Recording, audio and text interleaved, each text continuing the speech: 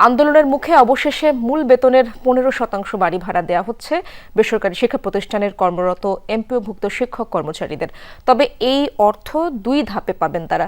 সন্তুষ্টি জানিয়ে আন্দোলন প্রত্যাহার করেছেন শিক্ষক কর্মচারী নেতারা। বুধবার থেকে ফিরছেন ক্লাসে। শিক্ষা উপদেষ্টা বলেছেন, সরকারের আর্থিক অবস্থা বিবেচনা করে সিদ্ধান্ত নিতে দেরি হয়েছে। ডেন্টিস্টের পরামর্শ নাও নতুন কোলগেট অ্যাক্টিভ সল্ট।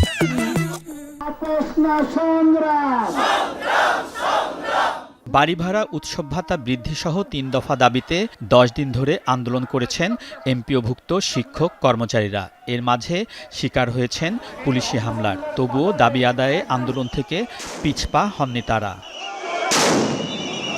মূল বেতনের 5 ভাগ বাড়ি ভাড়া বৃদ্ধির সিদ্ধান্তেও মাঠ ছাড়েননি শিক্ষক কর্মচারীরা। অবস্থান নেন শহীদ মিনারে। তাদের আন্দোলনের সাথে সংহতি জানায় বিএনপি, জামায়াত, এনসিপি, সিপিবি সহ সব রাজনৈতিক দল।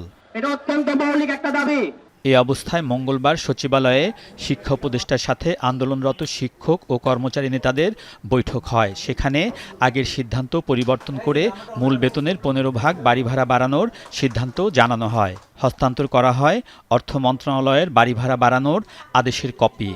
1 নভেম্বর 2025 তারিখ হতে মূল বেতনের 7.5% হারে সর্বনিম্ন 2000 টাকা এবং 1 জুলাই 2026 তারিখ হতে আরও 7.5% অর্থাৎ মূল বেতনের সর্বমোট 15% হারে সর্বনিম্ন 2000 টাকা নির্ধারণ করা হয়েছে।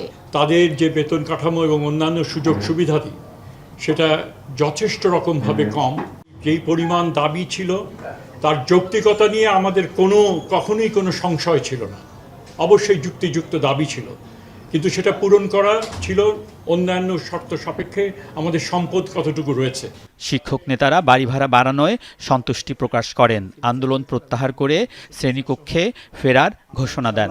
আমরা এখানে ঘোষণা দিচ্ছি যে আমরা আগামীকালকে থেকে আমাদের শ্রেণীকক্ষে ফিরে যাব। যে এমপিভুক্ত শিক্ষকরা 55 বছর পরে প্রথমবারের মতো পার্সেন্ট আকারে বাড়ি ভাড়া পেয়েছে স্যারের মাধ্যমে। শিক্ষা মন্ত্রণালয় থেকে শহীদ মিনারে যান শিক্ষক কর্মচারী নেতারা। এ সময় সিদ্ধান্ত নিয়ে মিশ্র প্রতিক্রিয়া থাকলেও মেনে নেন তারা। আহ্বান জানান চিকিৎসা ও উৎসব ভাতা বৃদ্ধির। চিকিৎসা ভাতা চাইছি আমরা 1500 টাকা, এটাও দিতে হবে, এবং যে আমাদের কর্মচারীরা আছে 75% উৎসব ভাতা যে রয়েছে এটাও দিতে হবে। যদিও আমরা এই 15%-এ আমরা রাজি নই, তারপরও মনের হয়তো কষ্ট নিয়েও এটাকে সম্মতি জানাতে হবে। আন্দোলনের কারণে 8 দিনে শিক্ষা কার্যক্রমের ক্ষতি পুষিয়ে দিতে বাড়তি ক্লাস নেবেন তারা। জোর দিবেন মানসম্পন্ন শিক্ষার উপর।